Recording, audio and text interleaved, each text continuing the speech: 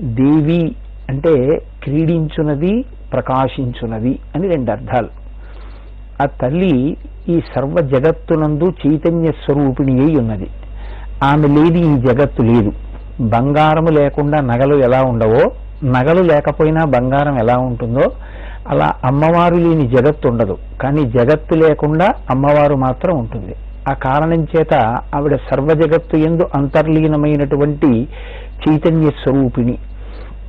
అటువంటి చైతన్య స్వరూపిణి అయినటువంటి అమ్మవారికి సంబంధించిన విశేషములను వివరించినటువంటి పురాణము కనుక దీనికి దేవీ భాగవతము అని పేరు.